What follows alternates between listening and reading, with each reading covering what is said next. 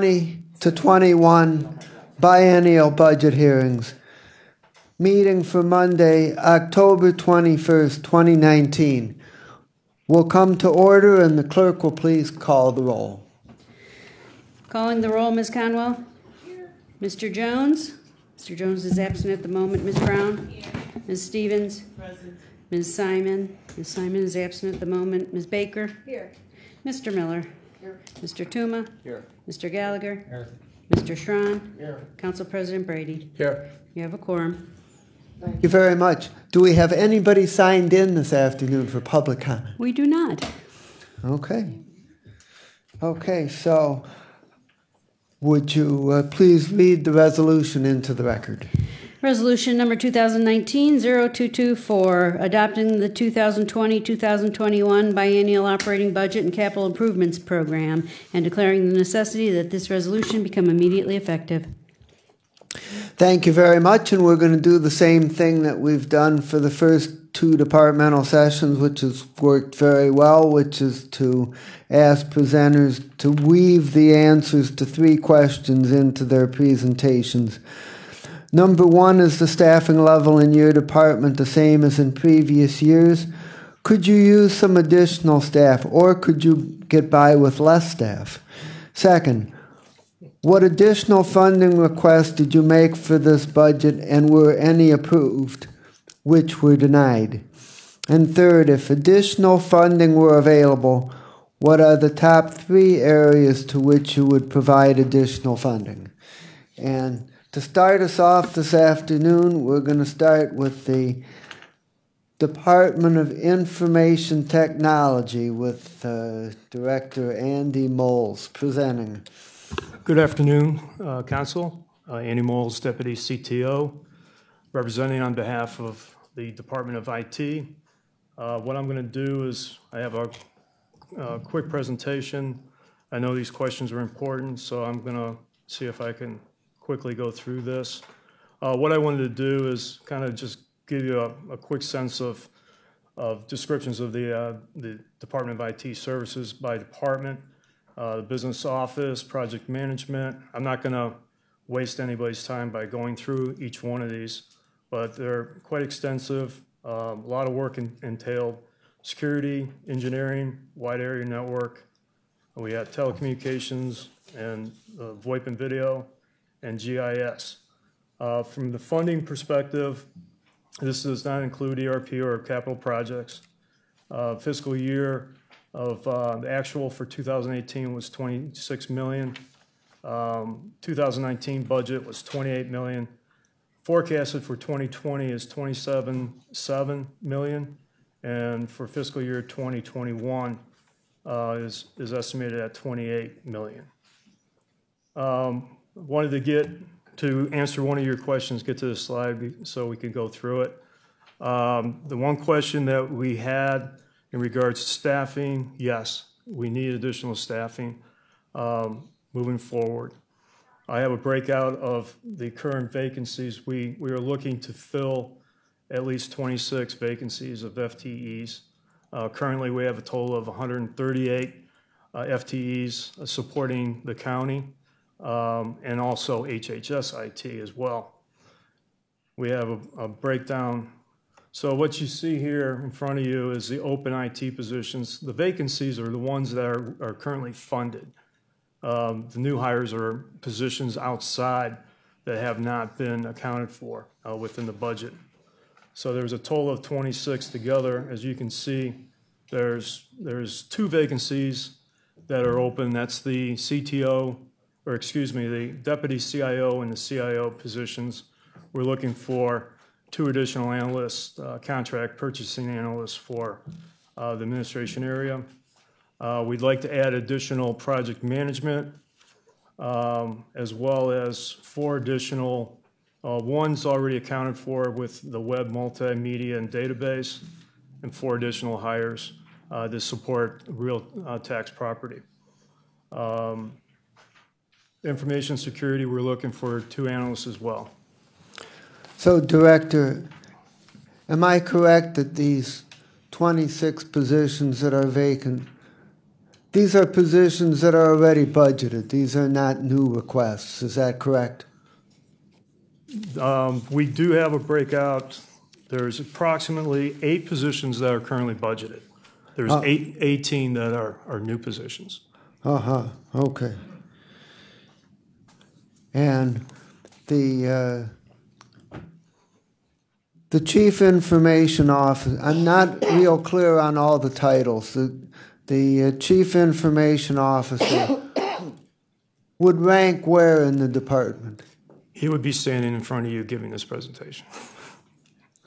Okay, so you're saying it's vacant, but Correct. But you're performing the position, so it's not vacant.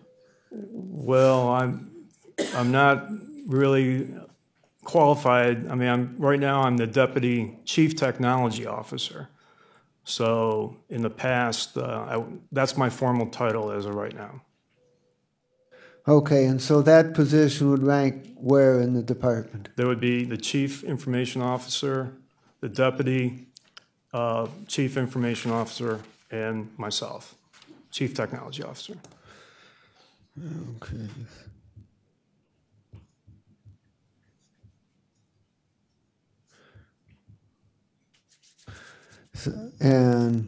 So your budget is currently sufficient to fill the 8 vacancies, but not any of the new positions. Is that correct? Yes, sir. Okay. Yes. Yes. Through the chair to Mr. Moles. So you stated to Councilman Miller that there's the Chief Information Officer, the Deputy Chief, and then you. We don't have a Deputy Chief Information Officer? Not at this time. Okay, so we're missing 2 key positions. Yes, ma'am. Thank you. And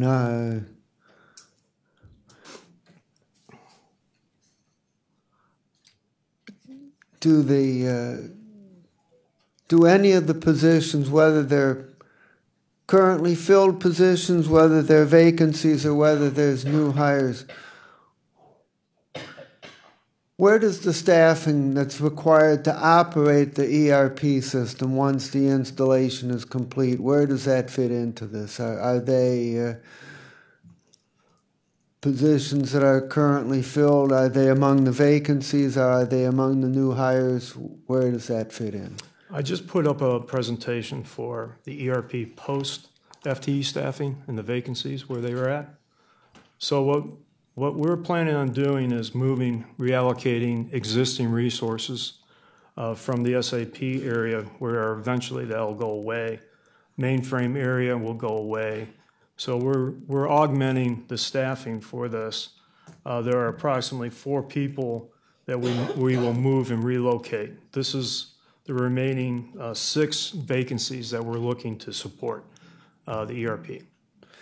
And these are vacancies as opposed to new hires, is that correct? Yes, sir. Okay, so all of these ERP post-support positions, you either have them on staff or they're budgeted.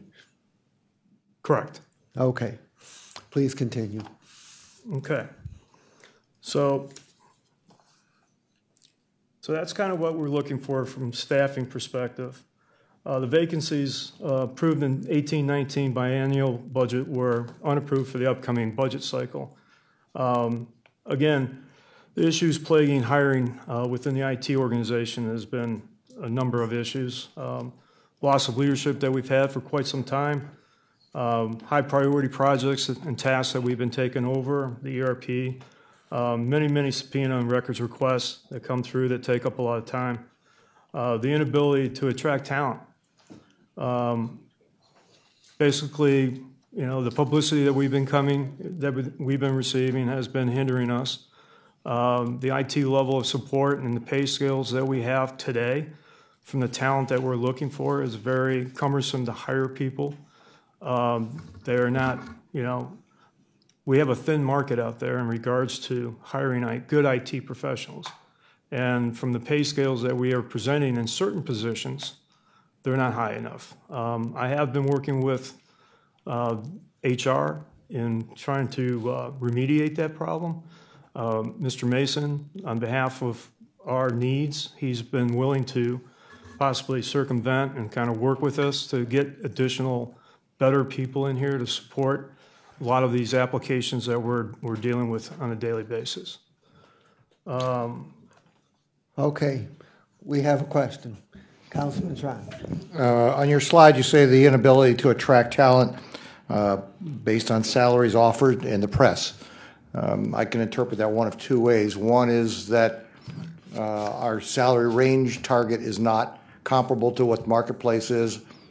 But a second one is that I have to pay higher for somebody to come in to work under these conditions with this adverse press and with the loss of leadership and all the other things that go above it. Is there a contributing factor on both of those? Do you think that, I mean, I know that in some fields you have to pay higher because of things that you might have on this list. Is that? That's true. Is that what you're saying here? Yes, sir. That's what I was afraid of. And eventually we're going to get to the point where somebody's going to say, unless you give me a super signing bonus, I'm not going to work under these conditions. I'd be willing to bet. I would love, like I mentioned earlier, I've been working with Mr. Dykes from HR, trying to build some kind of incentive program, some training programs so that we can retain these people for a period of time, as well as, you know, paying them what market value is. If we could put all those together, we can really, my goal, as long as I'm here, my goal is to see if we can eliminate or minimize the consultant level as much as possible. Bring in those subject matter experts into the county IT department, work with our business units, build relationships, and get the projects done. There's always going to be an exception to the rule where we'll need consultants to come in on specialized applications, but I've been here since 2004, and you know, we have lost a lot of good people to public sector, and it's, you know, it's normal. I've been in the IT for a long time, and I'm sure you're well aware of it. The turnover is grand, but if we can give them the incentives, give them the salaries, and I think we have a great place to work here. I wouldn't have come back if I didn't like it. So I enjoy the people here. I enjoy the collaboration and camaraderie between the various departments, the people I've worked with. And I think people, as long as they are getting paid the incentives that they need and deserve, I think they'll stay here for a period of time. Because what you're always trying to do throughout the entire payroll system within the county is to pay comparable wages for work being done, but if we have to pay a premium, can you identify that? Because this is the purpose of what we're doing here is budgetary process. So if the dollar is the normal salary and we have to pay $1.50 because of the items you have listed here, could you identify so we know which ones when that takes place? In certain positions? Yeah, in the budgeting process, so we know clearly that in order to get X position, I have a feeling that we're gonna need that as these trials go on and stuff like that we're seeing in the media. It's going to get back to your points that you already have on here. The ERP is, you call it kindly a high priority project, but let's really know what we're talking about here. We're not talking about high priority. We're talking about a delayed project that's dragging on years, and whether or not we're going to entice people to want to be there. It's probably going to be an incentive. We're going to have to convince somebody to join us. And could you spell those out when you put forth a budget proposal, so we know the differential between market rate and what we're going to have to pay to get people into these slots? I can do that. Thank you. Ms. Conwell. Through the chair to Mr. Moles, you just spoke about incentives. What incentives would you recommend? There's a number of different incentives to attract good upcoming IT personnel. One is training. One is, as Councilman Schron mentioned, I mean, sometimes they ask for bonuses. That's part of the incentive. But I think from an IT perspective, if you give them good training in the market value, I mean, those are the two significant areas I can think of right now that will bring people in here. Something different. We haven't done that before. I think we need to do it. Are we providing any training as of now? Inside certain departments, yes. There are limited training that we need to do. Since I've been here, everything's been we've been trying to focus more just to save money for local training or virtual training where people can do it from their desktop. So that's what we've been doing from the IT to keep the costs down.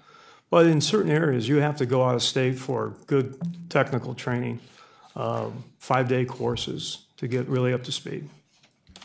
And you're not worried about sometimes when we train individuals, and I know where you're I'm going talking with about this. DCFS because we train all the time and we still lose individuals. So I know exactly where you're going with that. We're going to spend the money to train them, and they're going to leave.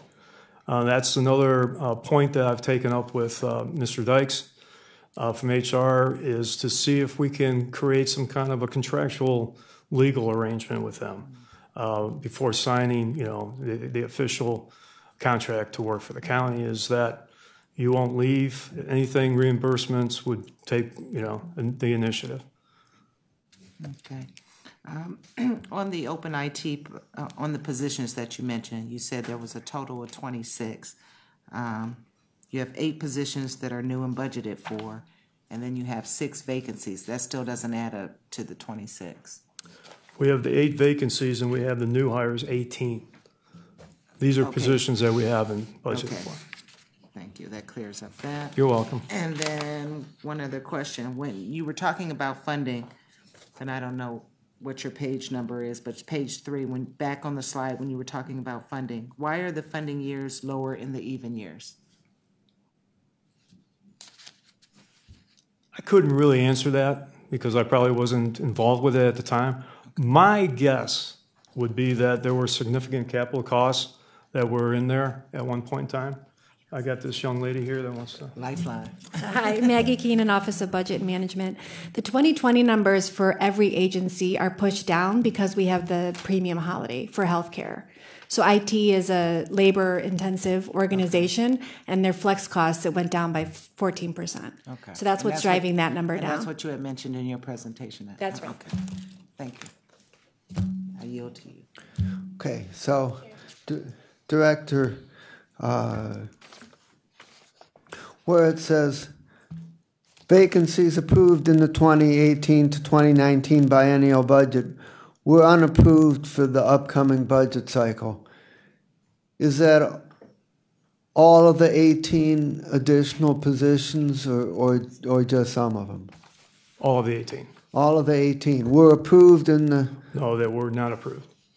They were not approved in the current budget cycle, but they were approved in the previous budget cycle.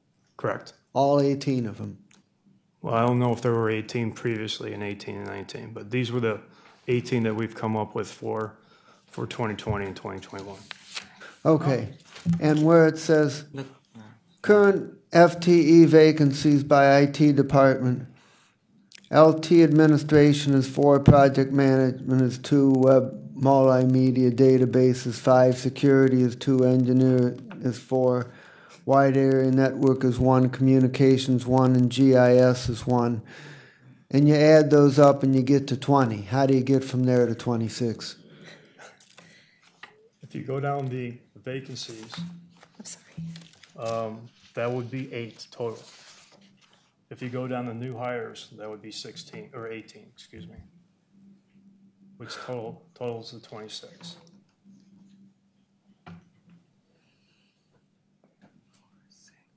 10, 11, 12,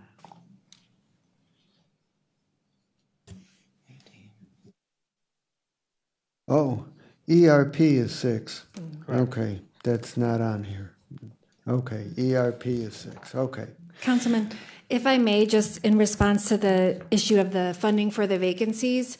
So in the last biennial budget, we did include, I think it was 16 or so vacancies for the IT department. If you notice last year and this year, there are substantial surpluses in the personnel line. This department has a high rate of turnover, which for reasons Andy's already discussed, that's why we did not include the funding for them in this current upcoming biennial. We are not saying no to replacing these positions. We're just making an assumption that we can replace them within the existing budget, because as people come on, people are going to leave. And I don't want to be in a position next year where we've been for the last 2 years where we have more than $1 million surpluses in personnel line. I don't want to over budget for something. So if the assumptions change and we have to either pay people more to come in, or if they stop leaving, I will of course come back to council and make it clear that our assumptions have changed. But we're going to monitor that on a per payroll basis. But at this time, I don't think we need to fund vacancies. Okay, Councilwoman Brown. I was just curious. And then back to Conwell. Thank you, Mr. Chair. I heard you say there's no training. What is prohibiting us from training now? There's no, I mean, each department does their own budgeting in regards to training. Usually probably put it in their general fund. I think the point I was making is if you have to go outside of the states, outside the Ohio to get technical training, it's usually a little bit harder to fund those training. We try to do everything in-house. We try to do everything virtual. We try to make it local. But I've been trying to build a training program where it fits multiple needs. Whether there's people that don't want to leave the state or they don't want to leave the building, they can do training virtually at home or within the office. There's a number of programs. I mean, we just need to drive the training a little bit further than what we've done in the past. Okay, and then in 2020, how much additional money was requested for the training? I don't think we've added any additional money unless we put it into. I'm not sure. Okay. I'm not sure. It looks like you got another lifeline. Got a lifeline, yeah. This is great. Janelle Green, Department of IT. We did, by index code, pad some money in there for some of those trainings. We probably don't have enough training to, cover everyone. And also we have to account for time. So we don't have a lot of FTEs in order to cover all the work. So we need to make sure we account for the time people are off and then make sure our services are covered as well. So we did put some, money in there, but we hope to be able to use that moving forward. Yeah, about the specifics or roughly? We didn't bring it to this meeting, but we can forward that out after this meeting. All right. Thank you very much. I appreciate that. Ms. Conwell? To the chair to, really this is for Maggie. Maggie, if you didn't want to have an over budget for personnel, and I understand that, but how are you going to take a look at the increased salaries and the training that Mr. Moles is stating that we so desperately need? So if we have to, with anything else, right, if there's an increased cost somewhere, we're going to be charged with offering up recommendations to reduce costs somewhere else. In the short term, I think there's a possibility we could be pulling from our reserves to cover some training expenses, some immediate increases in salaries, but obviously we need a long-term fix for that. So if we increase somewhere, we're going to have to decrease somewhere else. Okay. So the million, and you threw that number out there. I don't know if that's the number. Their surplus this year in personnel alone is over $1.5 million. That's what we're projecting for Department of IT. Okay, but that wouldn't sustain maybe. Well, the 2020 budget that's another reason why the 2020 budget is a little bit less, because we didn't fund those vacancies like they were approved in 2018. Okay. So is there a possible way to look at that and fund maybe the possible training that needs to go?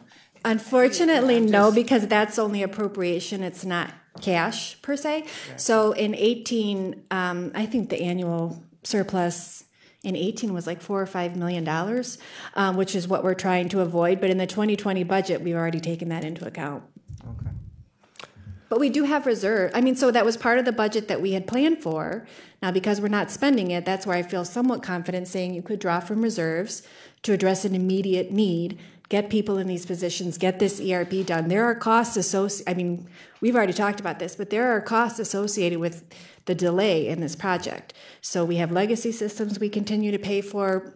We have positions we need to keep filling that perhaps we wouldn't need when we're on the other side of this. So there are savings that there will be a trade-off down the line, but we have to first pay to get these people in. And when you talk about reserves, which reserves are you talking about? General fund. Okay. Thank you. We're over 30%. We need 25%. There is some wiggle room there. Council President Brady, followed by Baker. Thank you, Mr. Chairman. Actually, I thought I had that turned off.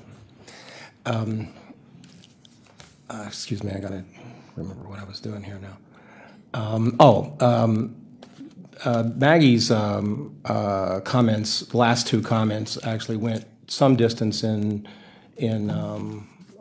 clearing up what I had on my mind, and that was that we're faced with this sort of contradiction of sorts. You say we need this, we need to fill these vacancies. Damn it! So I knew I shouldn't have brought that thing with me.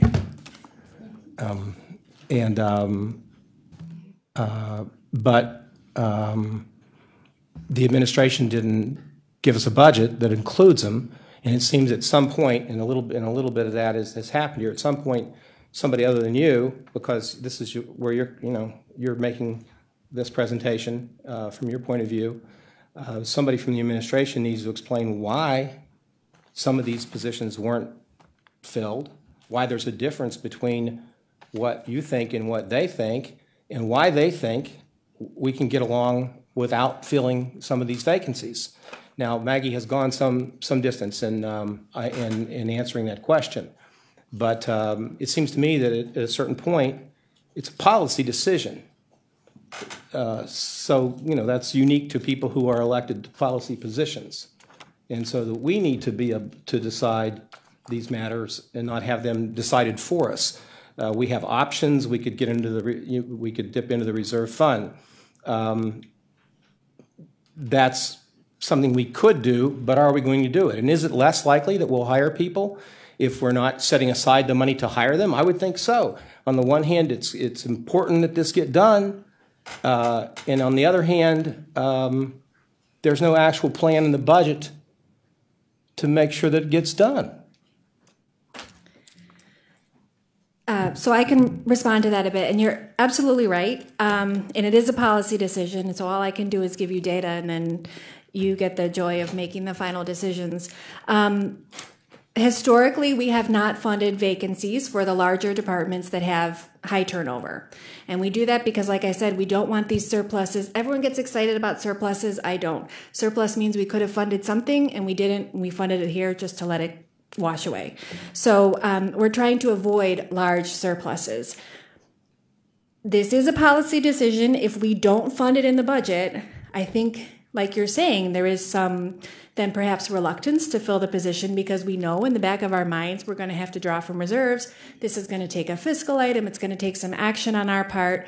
The alternative is we budget it. We know we're going to have these surpluses all year. You ask me about them every time I do projections for you, and if you're comfortable getting the same answer every quarter, we're happy to make that distinction. But the reason I am reluctant to do so is if we were to fund vacancies, we would either be submitting a budget that is grossly out of balance, more so than the $7 million that we've submitted for this next year, or we'd have to cut substantially and then cut to pay for something that I really, in my heart of hearts, believe we're not going to actually spend because we have high rates of attrition. And I don't believe, based on the data that's available to me today, our hiring process is going to get that much better, at least not immediately. So those are the two options, and you tell us what you want to do. Well, I appreciate the you being straightforward about that because it helps us understand it a lot better. It seems to me that in some ways, though, there's this sort of a semantical argument that it's a matter of how it looks finally on a piece of paper rather than how it actually is. And I'm trying to make sure we're talking about what we really want to do and how to fund it, and not how the budget appears. Yes. Although we could do something else if we wanted to. Yes. It's absolutely how it appears. If we're comfortable submitting then I would probably recommend a budget that's not in balance because I don't want to cut something that somebody needs for money that might not be spent. If we're all comfortable with that and we know this is how the year is going to turn out, let's do it. But we all have to make sure that we're comfortable with that. We know what these reports actually mean. All right. Well, there's a lot of good discussion to be had. Okay, Ms. Simon has joined the meeting, and Councilwoman Baker is next. Yes, Mr. Moles, the two top positions, the CIO and I believe you said the Deputy Chief Information, I'm not sure what that, who is The Deputy CIO. Deputy CIO. Mm-hmm. So Chief these are, I would say, different than the rest of what we have that are vacant, because these are the leaders. So I would think they'd be in a different category of our search. Would you say that in those two instances, it's still about salary? Are, marketable? Are we behind in what we are attracting those two people to come to this county to serve in those positions? I probably am not able to answer that question, because usually from a CIO and a deputy CIO, those bargaining wages usually go above and beyond my pay grade, and they usually go to Mr. Budish or to Mr. Mason. So we put those in there because we have salary budgeted in there. What that may fluctuate, it may go down or it may go up, but that's really not up to us to decide. Okay. Are those two positions, they are budgeted though, they're not? Yes. They are budgeted? Yes. And the vacancies below the CIO and Deputy CIO are, in the discussions of hiring, are benefits also included in that and added to the base salary? And because I would think that our benefits are probably better than most in the private sector. Mm-hmm. And how is that considered along with the base salary? Do we then become more competitive? It's a great question, and I talked about this at a directors meeting. The benefits have always been a very an attribute that kind of something that you can dangle out there for these incumbents and applicants to go for. It's very, what we see in the market today are young people. I'm not going to put myself on the edge here. I'll just call myself an old person. Yes, benefits to me and my family are very, very important. To the younger youth, they want to pay off their bills, they want to buy a car, and they want to get out of mom and dad's house. So benefits to the young generation that are in the workforce today is probably not as high a priority as would it be for me. That's interesting. Thank you. So, Director, I'd like to momentarily revisit a question that I asked before about whether the vacant positions for the ERP system were budgeted. And in this chart of open positions, the 6 for the ERP are not listed as vacancies; they're listed as new hires. So I correct, those positions are not currently budgeted. Yes, sir. Okay. Okay. We have a question, and it is from Councilwoman Brown. So where do we stand with the CIO? That position? CIO? Mm-hmm. I have no idea. Oh, okay. I just put my head down and do my job, and glory to be one day that'll happen. But I don't know. All right. Thank you. Ms. Conwell. Through the chair to Andy, on that point, you stated earlier in your presentation that you have had some conversations with the chief of staff. Mm-hmm. So is that hasn't been any dialogue or anything in regards to that? At one point, I think there were some incumbents. I think something happened, and that was the end of my conversation with him. Thank you. Councilman Schran. You said it a little bit in jest. How long have we had the CIO position? I'm not talking about the fact we had one on paper. Posted? Yeah, we had. Yeah. Well, how long has the gap been there? Because there was one who stepped aside, and but how long has that slot been open in actual practicality? 2 years, year and a half. Can you imagine an ERP system project going forward without a CIO for 2 years? I mean, other than here. Have you ever heard of one? No. Thank you. Okay. We all share the concern about getting the top level leadership positions filled in this department. It's very important. So I hope that the administration is listening. Mr. Chair? Yes. I haven't heard, and you're not the person to give us the answer to that, but I've been asking why this position has been just held open for months, maybe a year, and I've never been given an answer. And the answer to why Scott Rourke is still technically an unpaid employee of the county, and we've left open this slot for so long, and this has never been answered. And I'm not sure that why we would even budget for this position at this point, and this is a different discussion, why it's just hanging out there and we're just tying up funds. So I'm going to take a look at this aspect of this part of the budget and why we just keep holding open a position, and maybe we need to restructure this department. Okay. Ms. Conwell.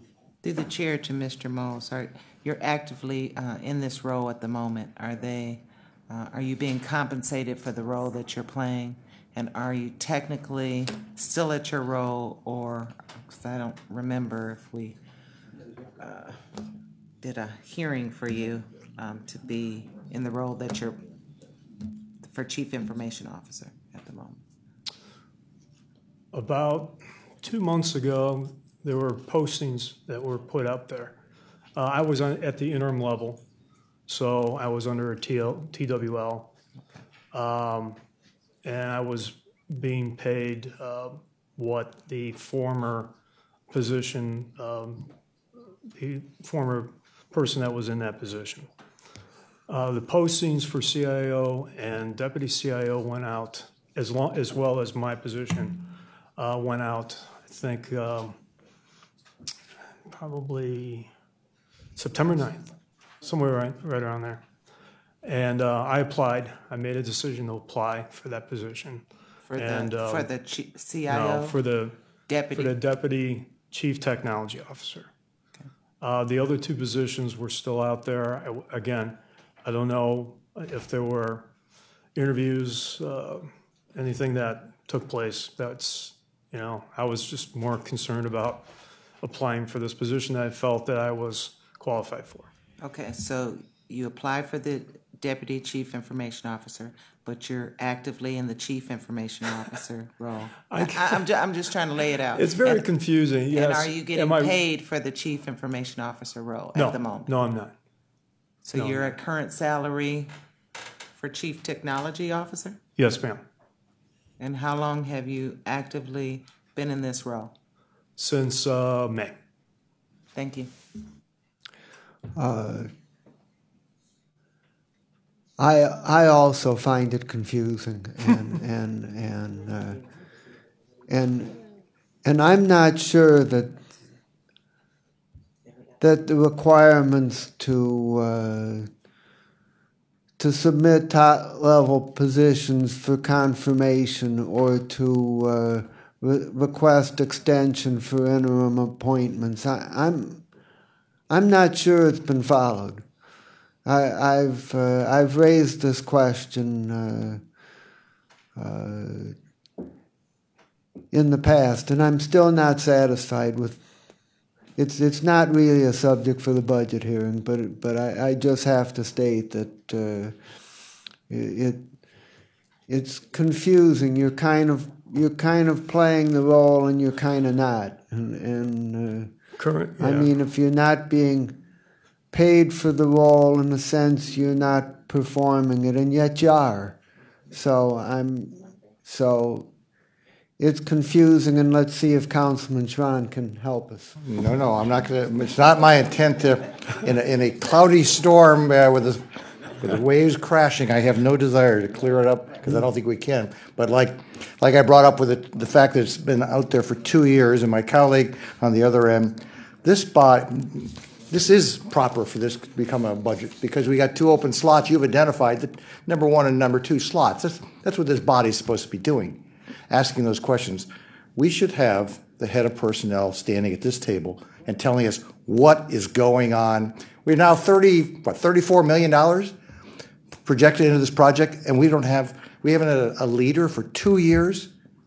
That HR director should be standing up there. And if not, we know who else should be standing up there and answering that question as to why we're sitting here 2 years later on a $34 million project that was not budgeted for $34 million.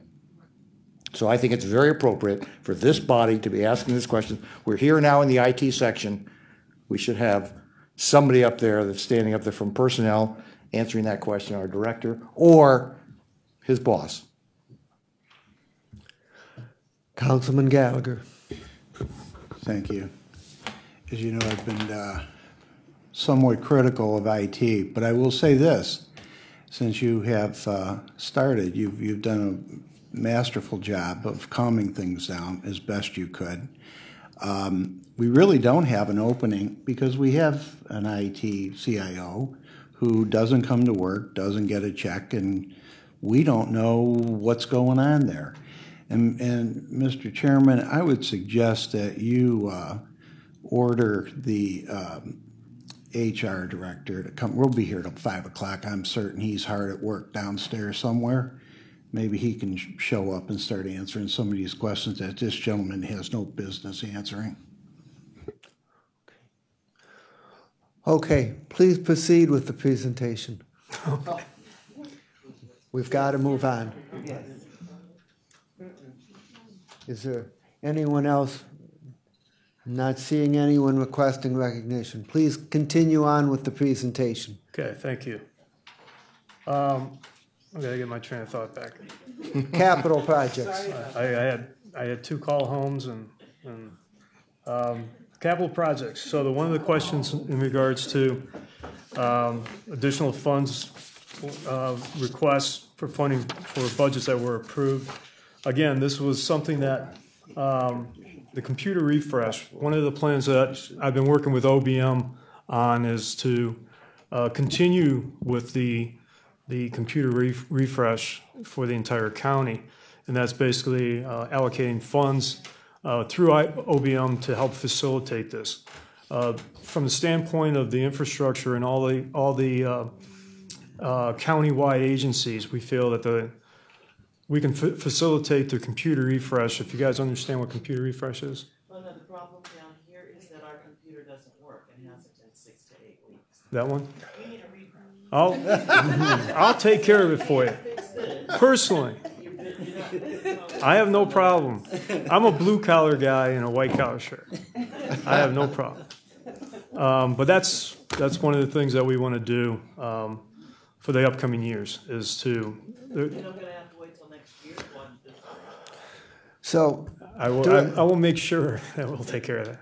So, Director, am I correct that these capital project items, the computer refresh and the server hardware replacement, these items are not currently in the budget? They are not, but again, I think I've been working with OBM to make sure we have funding for those. And do you have a number for them? Yes. I believe we do. I think it was for the computer refresh. It was $1.2 million. Correct me. $1.5 million. Excuse me. Yes. Over 2 years, we had $750,000 each year for the computer refresh. For the server hardware, I believe it was $1 million each year.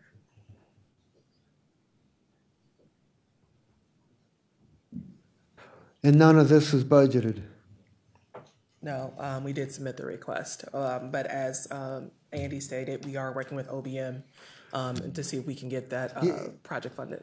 You know, the purpose of a budget is to plan your expenditures for the next 2 years.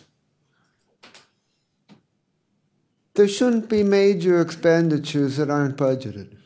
We did include it in our budget, but they were unapproved. Okay. So you're saying you need them. Okay, that's what we want to hear. Okay, Thank you. Please continue. The other ones that we've been working with OBM on as well, this is not fully approved, but Microsoft licensing. This is to account for all of the Active Directory, all of the user accounts. We've had an influx over the past 6 months of many additional resources coming on board. Good example would be the correction officers. They hired over 100. So we want to make sure that we account for them and account for all the other agencies and non-executive agencies, because they're under a, and I don't want to confuse anybody, but they're on a different contract. We can leverage our county contract to make the cost lower for them. So we're going to bring them, those non-executive offices, using our EA agreement for Microsoft. It'll lower the costs for volume, and it'll be a lot easier to administrate that going forward. So, but even doing that, you're saying, am I reading this right? We need an additional $1.7 million per year for licensing. To accommodate the non-executives, everyone throughout the county.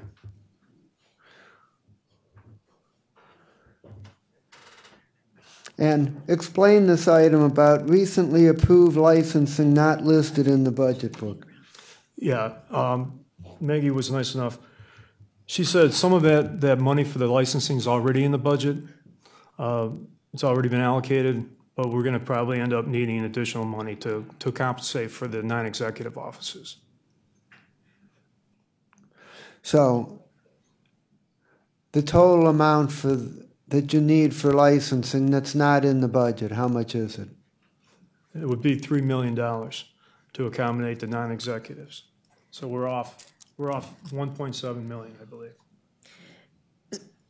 Sorry, so I'm not completely convinced that's true. A lot of the outside agencies have been budgeted for software and licensing, so we need to scan all of those budgets to see how much is already there, because what we're going to try to do, that Andy and I have been talking about, is shifting everything to the IT department, so we have one source in the budget where we go to see what we're spending. It would make everyone's job a lot easier. There probably is going to be a gap where we have some of what we need that's not in the budget, but I don't think it's 1.7, respectfully. Okay, so I think it's much lower, yes. So you're saying we probably need some, but can you work on getting us a number on that? We already are. Okay, fine. Thank you. While Maggie's up there. Yes, Ms. Keenan, if we're going to pull it out of all the individual departmental budgets as far as the software and the upgrades and things like that are part of the maintenance and service, and they're going to move it all to IT, is there a risk that we're going to lose the fact that X amount of workstations that need to be upgraded and things of that nature within individual departments, we're going to not allocate it to the operating units as opposed to having it come back as a generic charge to IT? I don't think so. And so if we do this properly, everything will be accounted for. I mean, they're very good at planning out workstations and all that. And then we use the indirect cost plan to recover from the non-general fund sources. So that's also important, too, that I want to make sure we're not paying for it all in IT's general fund budget if we can spread that cost around. But so there are things that we do kind of on the back end that I think we're going to hit every workstation. We're going to hit every fund that we can possibly hit. But this just consolidates it. It makes sure that we don't have two agencies buying the exact same thing when they don't need to. Both of them buying 5 licenses when each only needs 2, because I think that's happening right now. Okay, so what you're saying is if there's 10 workstations in a particular department, there's an overhead allocation that every workstation gets hit, as opposed to these 10 need to buy an upgrade. Okay, that. Yes. All right, as long as somehow his costs get transferred directly to the operators whose department it is indirectly, that's fine, as long as it. So those costs are going to get transferred indirectly if they're non-general fund. We don't transfer from general fund to general fund just because it doesn't make sense. But if there's another funding source, we do that. So for the indirect cost plan, I assess everybody, but we don't charge everybody. So I can tell you behind the scenes how much common police should get charged, how much juvenile court, board of elections, whoever. It doesn't mean that they're necessarily going to be charged. Board of Elections wouldn't be because they're general fund, IT is general fund, so it doesn't make sense to reallocate that cost. all of the IT costs we want centralized in the Department of IT. Okay. So, Have to talk about it later. am I correct that we're being required to get licenses for more things and that the cost of licenses is going up? I would, it's hard to say. I mean, I sit on the Board of Control, and we get items for licenses every week. It just seems to be an explosive cost, and I'm wondering if I'm on target on that. Yes, in some regards. So some of the licensing has been like email only or online versions of the Microsoft product. So there's other departments that are requesting, like we had today at the Board of Control, where they're requesting an uplift. So if they want to get more functionality out of the Office 365 and things like that, those have come with additional costs. Once the EA expires, we would assume all those costs in IT and to carry those forward. So yes, where we didn't account for before, where protective services officers having email, that was not something we did prior to. We have to account for all of those licenses and pull those in. So yes, it can get costly, but what Andy has been good about with working with the departments is making sure that we understand what their needs are and to try to, basically better budget for and account for everybody's needs. Okay. Please continue. One of the things that, based on, this is basically my last, was a support enhancement. This was not budgeted. This is for software support storage monitoring across all of our platforms. It's a tool that's about $450,000 that we did not have in the budget, but this tool would allow us to monitor and manage our storage devices more efficiently. And is this per year or one time? I believe it's one time. Okay. Okay.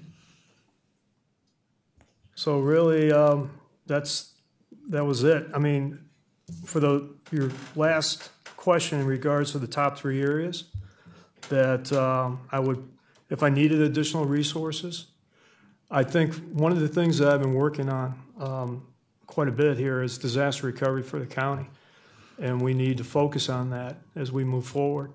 We have been planning it. We have been working it. We've been working with individuals within county IT and outside resources to help us. This is a big endeavor. We've already did a continuity plan with all the business units back in 2016. Now it's time to act on it and put it in place. So we get dinged every year in the annual audit about this. Do you have any estimate on what it would cost to implement a disaster recovery plan? Well, you got operational capital costs. So to get a disaster recovery plan up and running, you're going to have operational. You'll have circuits that are going to be monthly ongoing. And then you're going to have capital costs for expenditures for hardware that we will need to put in place to almost pull a redundant network. And I'm working it for the most cost-effective way we can do this possible. So to give you a number, I'd say $350,000 in capital would be upfront for all the hardware that we would need to accommodate the disaster recovery plan. $350,000 in capital, and how much on an annual basis to run it?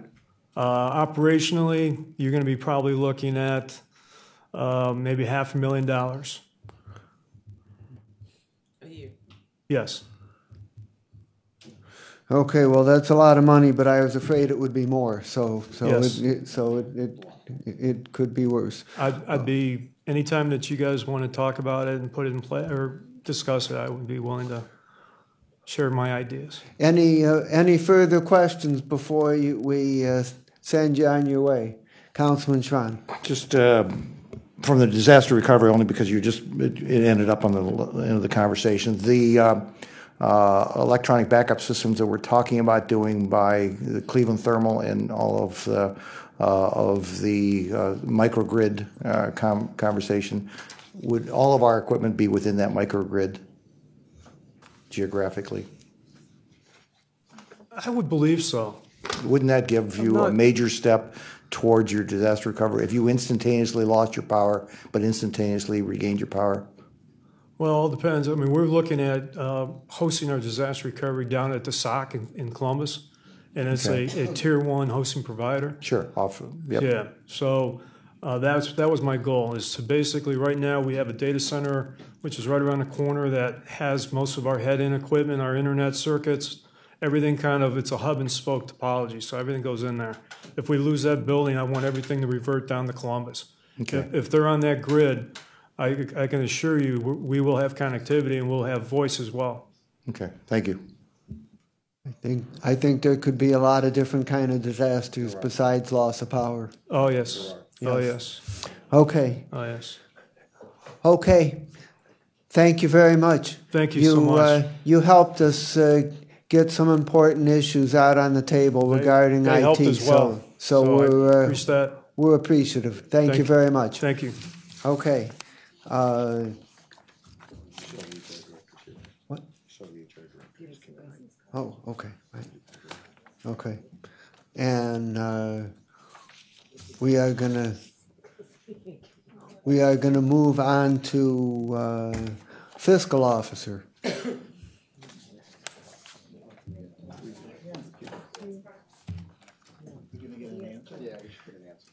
Do you want to? Okay. While we have the director here, let's call Director Dykes.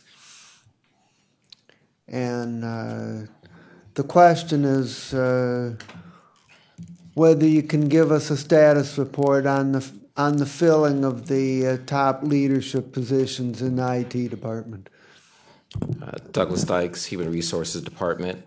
The deputy CIO was posted, I believe it was earlier this year.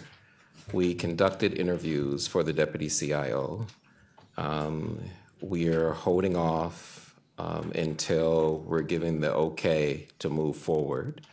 And we're waiting for that okay from the chief of staff. And so we posted the position.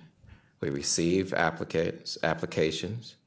We interviewed, I believe it was 3 people. And we made a recommendation for 1. And we were just holding off until we were getting the go-ahead. Now, I This is a budgeted position that's been vacant for a long time. How could the chief of staff not approve you to go ahead? I believe the chief of staff, and I don't want to speak for Bill because Bill just got here, okay? But I believe the chief of staff may want to wait until the top position is filled before he fills another deputy.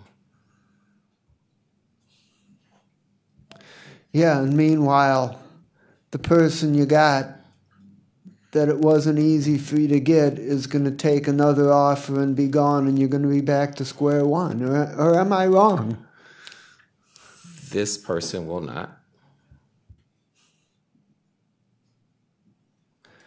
And where are you on the other 2 positions? So the other 1 position, because there are 3 top-level positions. There's a deputy, which Andy's in. There's a deputy CIO, and there's a CIO. The CIO position the department was just reorganized about a month and a half ago, because if you remember, the top position was the chief, I can't remember what Scott Rourke's position title was. And that position was structured a lot differently. It wasn't focused on the technical aspect, really, of IT. It was more on innovation and some other things. And so the position was restructured, signed off on, and we posted it right after it was restructured and signed off on. So it's been posted, I want to say, about a month and a half or 2 months. Do you have candidates? We did. We do. We had actually identified a person to fill that position, and subsequently that person did not move forward. And we are continually looking for a replacement. So we have been, even before the position was restructured and the department top level was restructured, human resources, the executive, we were looking for a chief information officer even before it was restructured.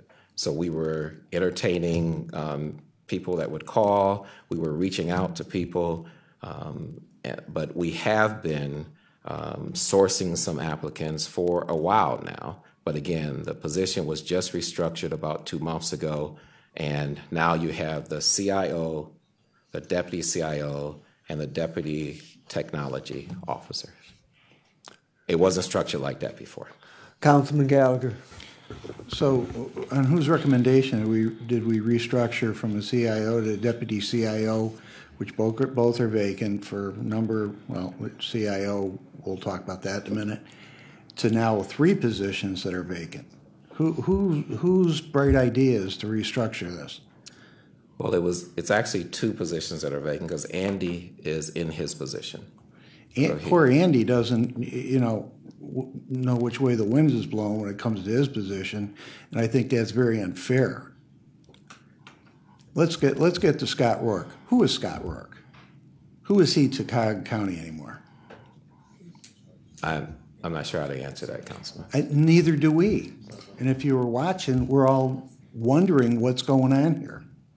We got a CIO who's still the CIO on paper, yet we're looking for a CIO in a restructured way. So maybe you can get together with the executive branch and at least tell us what we're dealing with here. And I think that will help to trickle down from Andy's position on up and Andy's position on down. There's people in IT that have no idea what's going on. They certainly don't understand why Scott with 1T is still on the payroll, yet not getting a paycheck.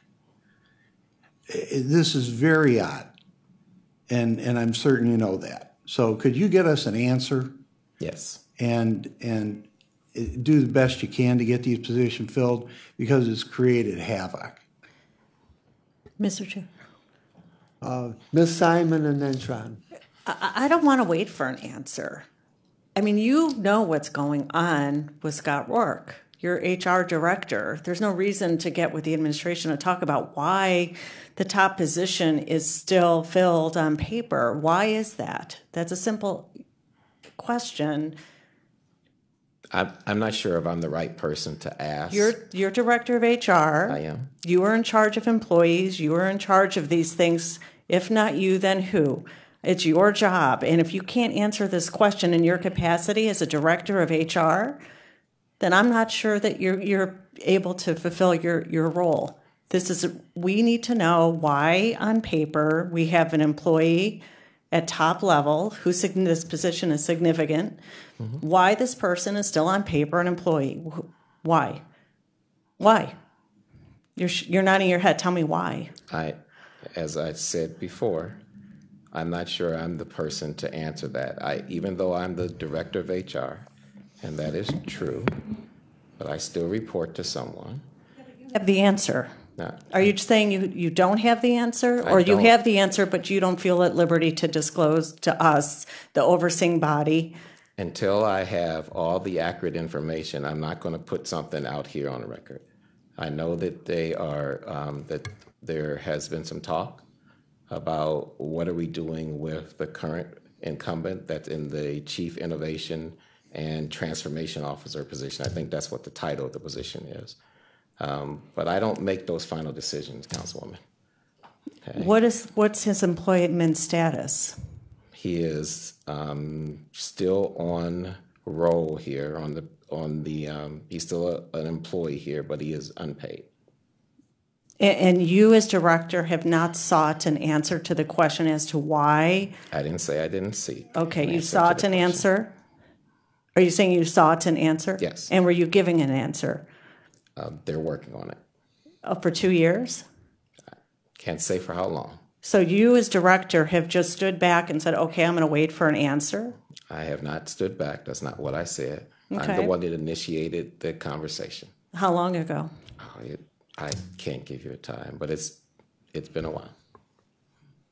So you're saying that there's 2 positions that are open for posting, or There are just 2 positions that are open. There's the on the CIO website? and the deputy CIO. Okay. I don't know if it's on the website today because we just put positions up today. Oh, so this just happened today? So N4 went down so we can do the upgrade. And so we took positions down for almost a week and a half. We did a huge communication campaign for that. And so now positions are going back up. The CIO was posted. And again, I'm not going to say it's up right now because I haven't looked at the site to see which positions are back up. But we are working to get all the positions back up. The system was down. We were doing the upgrade. Okay, I'm going to yield to my colleague, Sharon, through the chair. Okay, Ms. Brown. No. I just simply want to ask if you can say yes or no. Is it a legal matter? Yes. Thank you. Councilman Tron. Okay, let's go through some basic things I think you can answer. What was the last day that he got paid? I can get that for you. I don't have that on the top of my head. Give me your best guess. A year ago? More than a year? It's probably more than a year. More than 2 years? I don't think so. I think so. At least I hope so. When was the last day he physically did work for this county? Again, I would have to get that. I don't have that information. I want both those dates. Okay? So at that point in time, was it reasonable for you to believe that that position was now going to be open? Was it reasonable for you to believe that that position was now going to be open?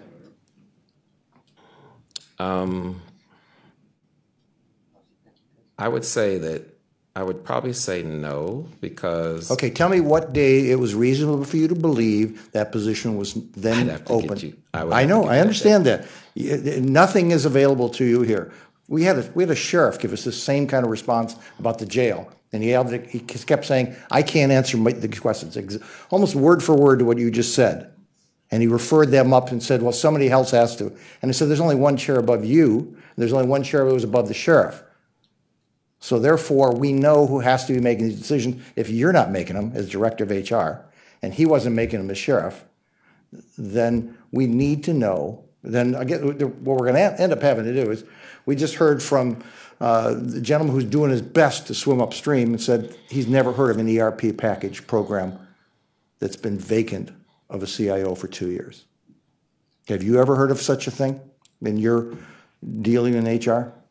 I have not. No.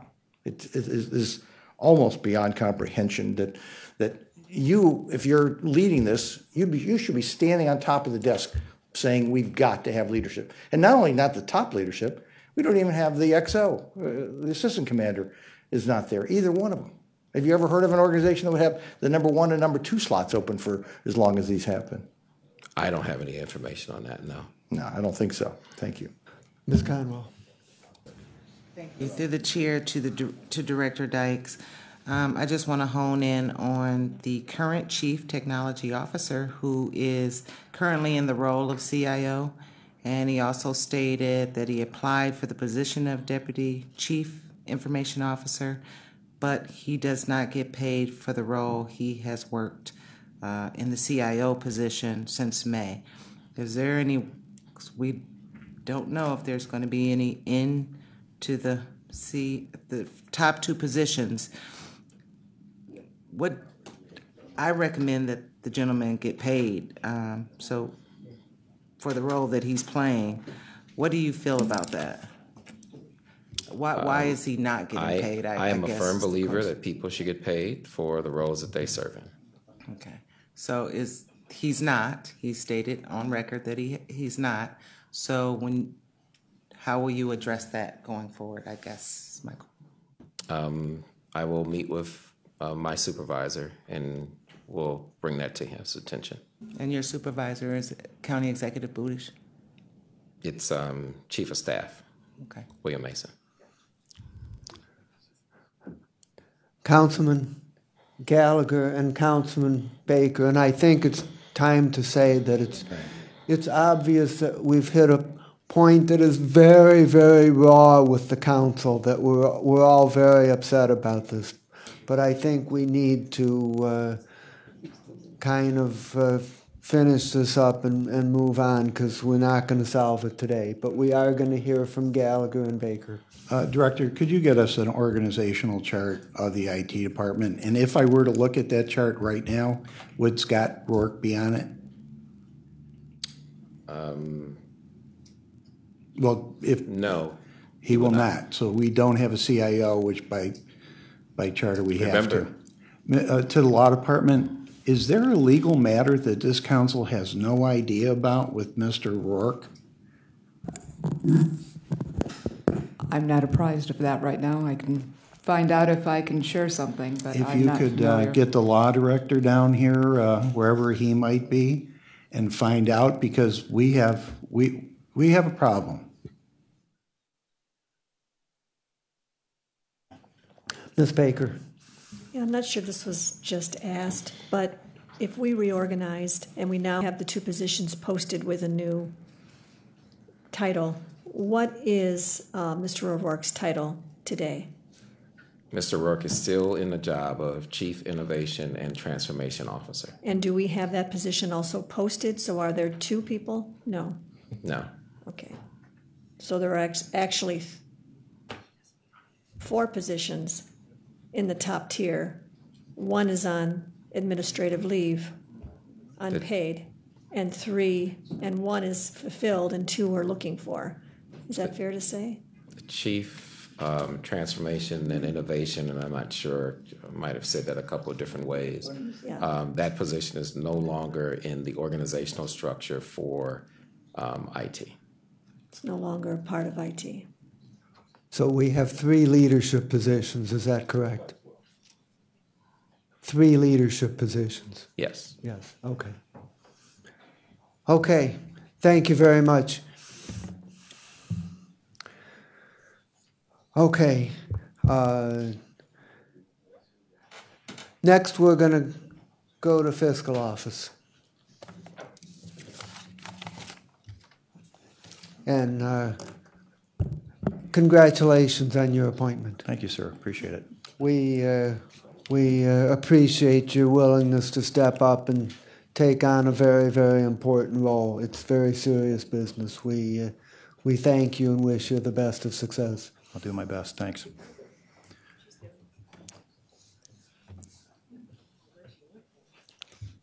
Ready? Please proceed. Okay, sure. Once again, Mike Chambers, Interim Fiscal Officer, representing the Fiscal Office. Real quick, it includes auto title, appraisal department, budget commission, consumer affairs, general services, financial reporting, microfilm, office of procurement and diversity, real property, and recording and conveyance.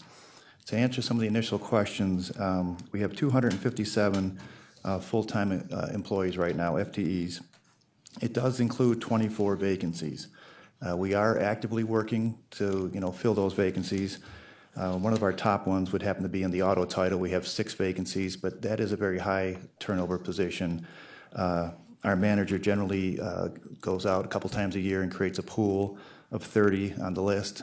It just so happens it's an entry-level position, and it continues to, people jump onto other jobs, a lot of times within the county. We are working with HR on this. We're trying to prioritize our vacancies as we go there. One of our top ones right now that we're still working with is the Assistant Fiscal Officer. I know there was an evaluation done, and I know there 3 candidates have been submitted, recommended, and I think it's they're waiting on myself and the Chief of Staff to maybe take a look at and make a recommendation from there. And once again, all the other ones are important, but as far as the priorities, I think the auto title and that fiscal administration one is the top. Although I'm just presenting today the agency, as I noted, obviously the County Treasurer, Chris Murray, will be presenting after me, and Maggie Keenan, Director of OBM, will continue with OBM. If you look on your overall sheet, our budget is like $80-something million. The fiscal component that I laid out, excluding OBM, the County Treasurer, is about $14 million for 2020 and $14,527,000 for 2021. That is reflective of 2% cost of living. It doesn't, it does include the 14% reduction in health care. The only other noteworthy thing in 2021, we do have the triennial update. Basically, that's a desk review of the real property system. Basically, they look at the last 3 years of sales and they do make some minor adjustments. And then the big one comes 3 years later, when that's the major reappraisal. Otherwise, we remain flat with our operations. Everything that was asked for, we do have. We don't have any issues with the budget as we see it. I do want to make a request or a clarification. We did say here that we're requesting additional staff. That was more or less we're monitoring additional staff. These are some things that I asked, what could possibly come up in the future in 2020, 2021. As you see, the first one there was auto title. I already know I have 6 vacancies within auto title. That one was identified specifically for the New Bedford location. That has taken off very successfully. They've had a great growth in there. But we need to first get this, the 6 that we need right now in the other locations. 3 FTEs for financial services. Once again, we have to, a lot of that depends on where we go with the ERP and the timeline, as well as whether or not we're going to have additional costs for Famous to maintain that. So those, I'm not asking for anything right now. Those are on my watch list. So if you could just strike the word requesting and put, watch list, that would be great. Other than that, I'll be here to answer any of your questions to the best of my ability. I do have staff behind me, and I'm open. And Director, why are Treasury and Budget and Management not included in what you described as your office? Well, they are included, but I noticed on the breakout for council presentations that the county treasurer was going to present as well, so I excluded that. And the OBM, the budget's $67 million. I think that includes bond funding, capital projects. I wanted to focus on the fiscal office. I didn't want the numbers to get skewed, because overall, if you look at an $83 million budget for the fiscal office, if you take out the $67 million in the county treasurer, you're back down to the $14 million. I was just trying to give you a true perspective of the department. Okay, and questions by my colleagues? I have a question. Ms. Simon. Thank you to Mr. Chambers. Are the employees that you need to fill at the Title Bureau, Licensed Title Bureau, a wish, something you're monitoring, or do you really need those now? I wasn't clear. We need them now. They're actually in the budget. Okay. They're vacancies in the budget that are part of my 257, and it's just the nature of the beast. No, you need to fill those. But when you said you were monitoring something, it was a different. This was the one at the very bottom. There's an additional request. It's not included in that. Okay, I just wanted to be clear. Sure. Maggie Keenan, just if I can clarify, for the title positions, those will be added in when we get the budget back from council before you actually adopt it. I don't think I was aware that they needed additional positions, so that's my fault. We will add those in. That's not general fund. They've got cash. That's totally cool. The ones that we're monitoring are these additional positions that had come out of the budget because we had anticipated being live, and we're not live. So we will monitor that. If we need additional funding, I'm going to come here and say the delay has cost us this, but we'll see how that goes throughout the year. The delay in the ERP, to be specific? Yes, ma'am. Thank you. Director, in terms of both challenges and opportunities, how do you believe that the fiscal office will be impacted once the ERP system is fully operational? I'm hoping that obviously when we get through that we fill some vacancies, we get the proper training. I think the challenge is making sure everyone accepts it, catches onto it. We've been very successful in Public Works with our work order system. I think once they've got in there, they've started working with it, they realize the benefit of it, they start accepting it.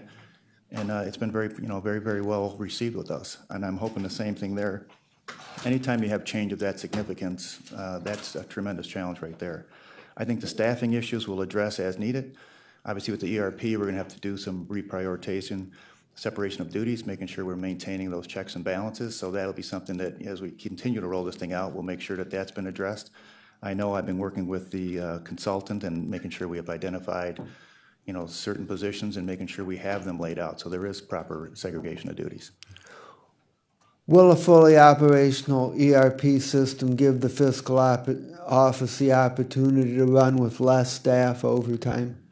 I can't address that right now, but if it does, we would monitor that through attrition. Obviously, we do continue to have people ready to retire, things like that, but that'll be something that we'll have to see in the future. I went through that in the city of Cleveland. Once again, same thing happened as people left and the system became more and more. This is going to be a multi-year implementation. I mean, once you get into this thing, there's still going to be a tremendous amount of learning going on and training until you can really, realize the full benefits that it offers. In my opinion, we're realizing that right now with EAM.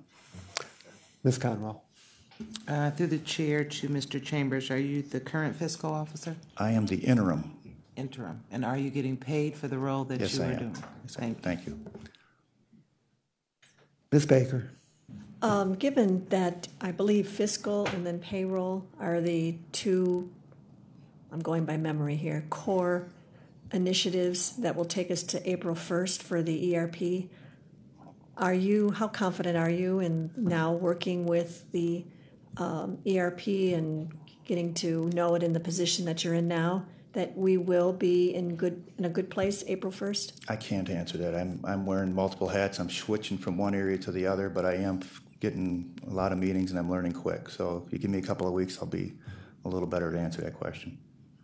So there is some question in your mind of whether or not we can meet this deadline, or maybe it's just not fair. You just don't know enough I'm too new, yet. but in all honesty, I've committed to do whatever I can to try and make it done and help the staff along and make some decisions. I think that's some of the things that were being held up a little bit, and we're going to do our best to get it there. But I am too new. But okay. Yeah. All right. Thank you. Okay. Sure. Thank you very much. Thank you. Next, we have the Office of the County Treasurer, Chris Murray. Welcome to the Thank you very much. Good afternoon, members of council. Chris Murray again, just here to discuss the 2020 budget. Our office is comprised of about 46 staff. At this point, we have 4 vacancies. I have a key vacancy that is being filled in a couple of weeks. One of my key managers is being filled in a couple of weeks, and then I have 3 other positions which I expect to be filled in 2020. They are primarily customer service related, but there is one investment and cash manager position, assistant investment and cash manager position, which of course is critical to our operation, which I count as a vacancy right now. And the vacant positions are budgeted, is that correct? They're all budgeted. Okay, fine. At this point, 19 of our, it actually should say 46 FTEs are in the general fund. We've just to give you just some context, we got as high as 7 vacancies this year, which quite frankly was one of the hardest times I've had as a manager. But we have finally hired a deputy treasurer, 2 cashiers, and some customer service people, which of course we need on a daily basis dealing with taxpayers. The budget for 2020 is $11.8 million. That includes $2.5 million for general fund.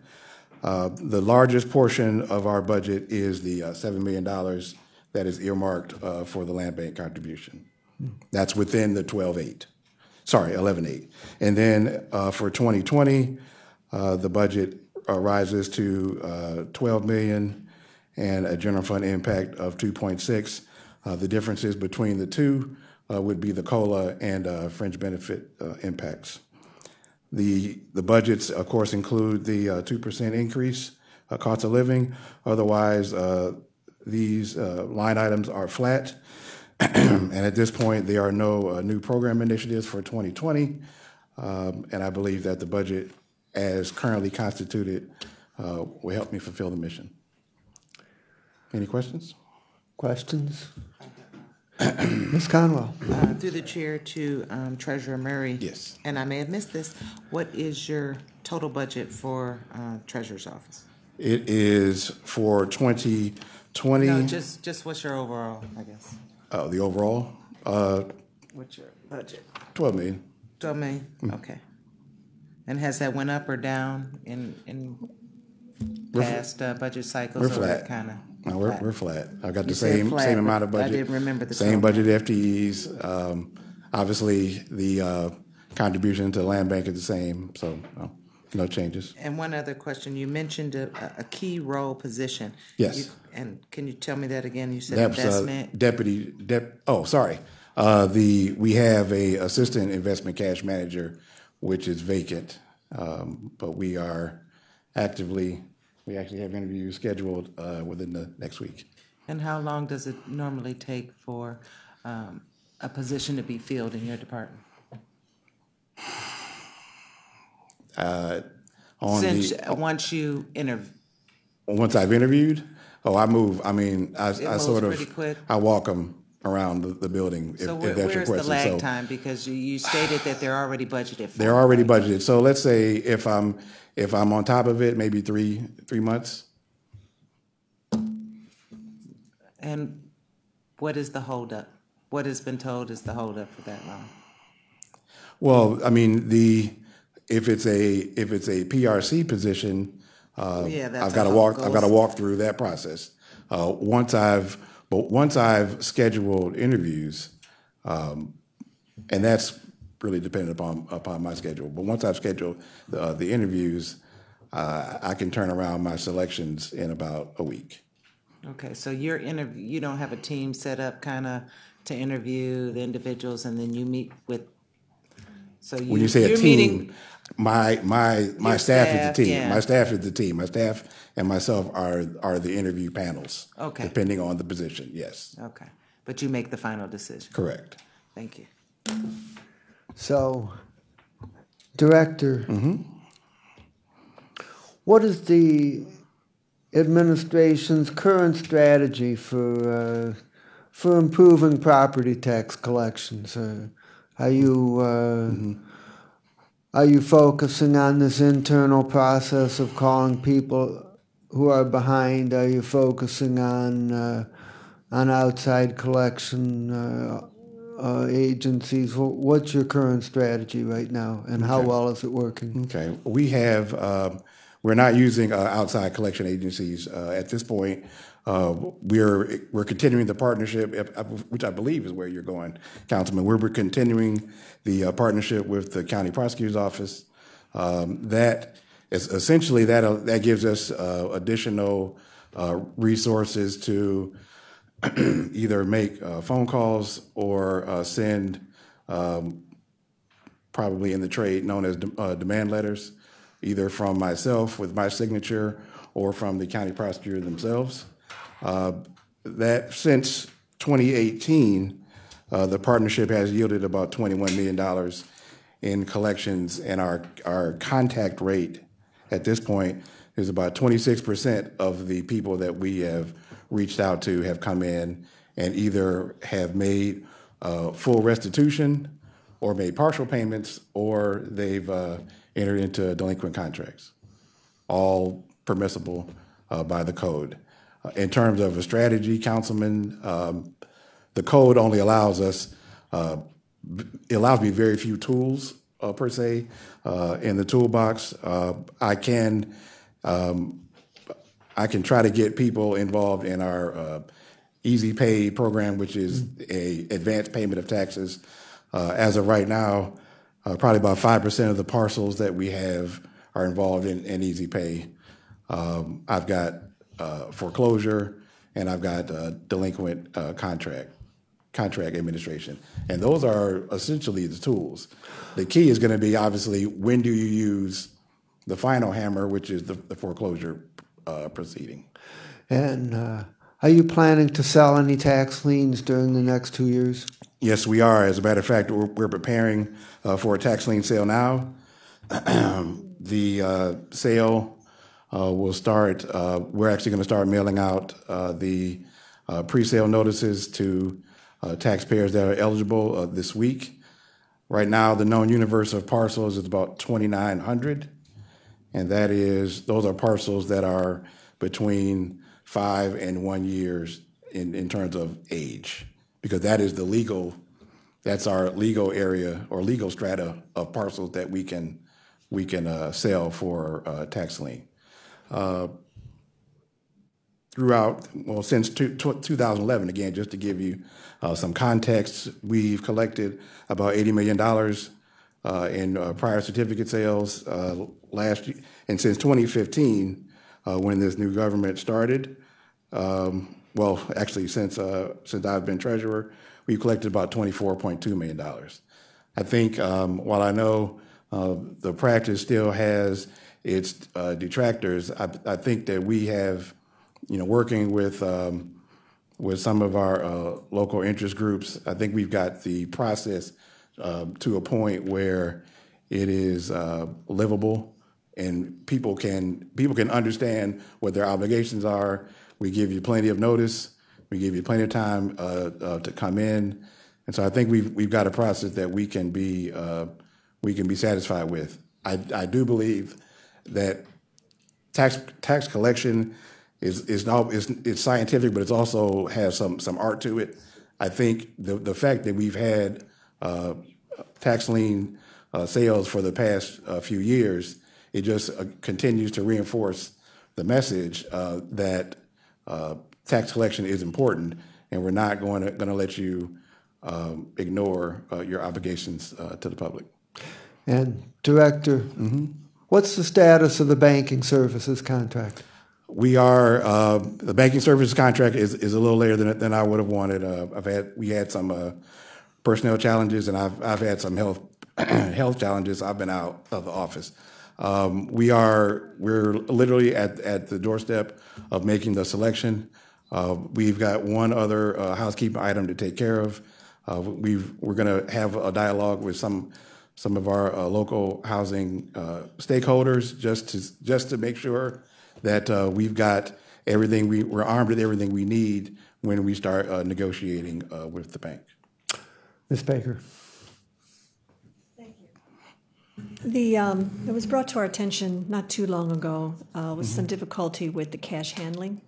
So I just received a report just the other day of your policies and a form where you have your employees sign off and a pretty good, thorough understanding of how the policies and procedures should take place. So how are you now in this place? Are we given the assurances that good to see the policy in place? Good to see, I'm not sure what changes you have made, if this is brand new or if you've made some amendments to it, I'm not quite sure. But where are you in that whole scope of work? Well, the policy in and of itself did in fact exist prior to these cash handling incidents. I will say that it probably hadn't been updated since 2000, well, before the government changed. Okay. So, to be quite frank with you, Councilman, and so I've instituted, I've made some changes to the policy, and it's right now we're limited based on the systems that we're working with. Real property once real property system is in, it will be a game changer for us in terms of eliminating some processes that are outside of the systems, which is more challenging to track. But that being said, we've revised the policy. We put some meat around it.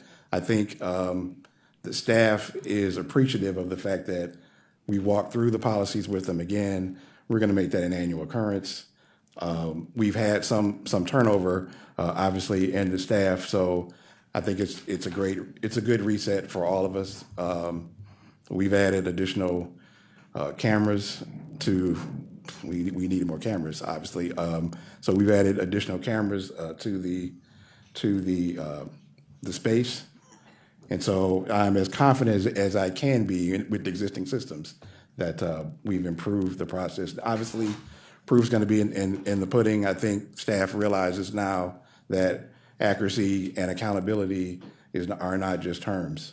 Right, I do appreciate that. And, there were things that I think could have easily been overcome just with locking money in box and putting them in a safe and, right. In a timely fashion. Yes. Right. Receipts are all receipts being recorded, any money collected going right into the system? That's all. I mean, those were the real core findings that I thought you addressed in your policy. Had to be updated because you talked about those types of issues. Mm-hmm. So I appreciate your attention to it, and Thank you. We hope to see no other no other issues brought before us. Thank you. Yes. Councilwoman Conwell. Through the chair to Treasurer Murray, and I apologize if you spoke about this when I stepped out. What is the last stop that you do for notifying the residents before the tax lien sales? What is it that we do internally? Yes. Okay. Ohio Revised Code ensures that we have a pre-sale notice for all those taxpayers that are eligible for the tax lien sale. So, well, yeah. So we give them a written notice, and then once the selection is made by our existing tax lien purchaser, we then, well, in the notice, we give you X amount of time to come in, and either all you have to do is either make payment arrangements or pay in full. So taxpayers get about 40 days to come in. Once that period ends, by our agreement that council approved last year, the tax lien purchaser could then make their selections. Tax lien purchaser doesn't necessarily pick everything that's in the portfolio, because they go through their own review process, right? They've got their own metrics. After that, we then, for those parcels that have been selected, there's a post-sale notice. So you get a second notice saying your lien has in fact been sold, in this case to FIG, and they are then instructed that they're going to be receiving from FIG instructions, an introductory letter and instructions as to how they can make payment arrangements with the tax lien purchaser. And as you know, at that point, the tax lien purchaser has made the county whole for the taxes owed. So there's the pre and the post sale notice. Correct. What is the last final step that I guess a resident would be able to still deal with the county? When they notice the pre-sale notice?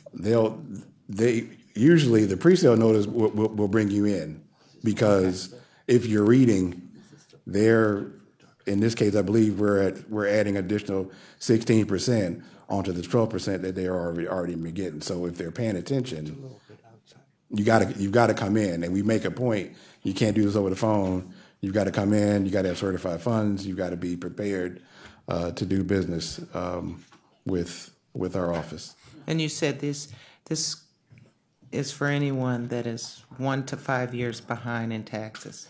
1 to 5 years certified delinquent. Yes. Okay, certified delinquent, and that includes assessments and all that could have been put on. Yes, that would include once assessments or fees, court fees or whatever, anything that's hit your bill. Once it hits the tax bill, that is considered part of the debt that you owe.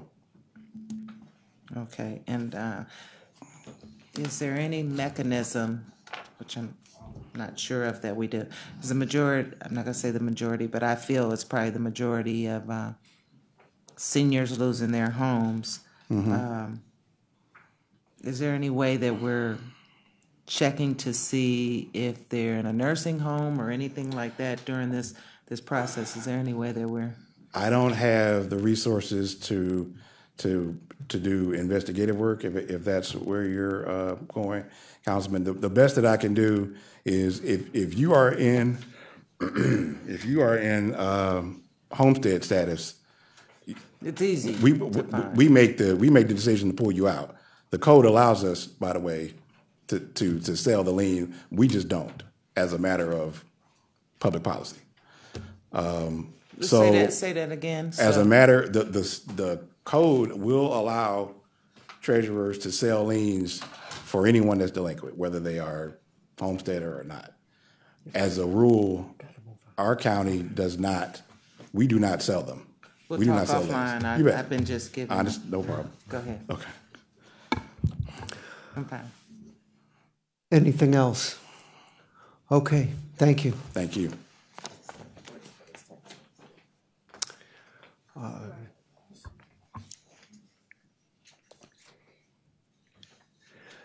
Next, we have Innovation and Performance, Catherine Takic. Hi, And we're going to have a short break after this one is completed. Good afternoon, council members. Catherine Tkachuk here to present on the Office of Innovation and Performance budget. The 2020 budget for the Office of Innovation and Performance is approximately $745,000. This is about a 5% decrease from the 2018-2019 budget. Office of Innovation and Performance is a team of 4 building a culture of innovation that creates positive outcomes for our community through assisting departments in improving processes and procedures, moving the strategic plan forward through measuring performance and driving innovative practices throughout the county. And I provided a handout to you that outlines some of the initiatives and things we do in those areas. We do not have a decrease in any of our programs or services in the 2021 Innovation and Performance budget. The reduction is primarily due to there was a vacancy that we chose not to fill, and so that was part of the reduction in there. And additionally, we also absorbed the Summer Public Policy Fellowship costs into our budget. We do not have any increased expenditures or new initiatives in the 2021 budget, and I am satisfied with this recommended budget. I know there was a question about initiatives that we had proposed. There was one initiative we did propose that was not approved, and that was for digital inclusion efforts. It was a position in 2020 to coordinate digital inclusion efforts, and then some dollars in 2021 to focus on training and supporting digital inclusion throughout the community. And what's the dollar amount on that? It's just over $500,000 in 2021. And how much in 2020? I think it was about $30,000 in 2020. That would be including adding it to our current budget totals to add a position. So it was just $30,000 in 2020, but $500,000 in 2021. Yes.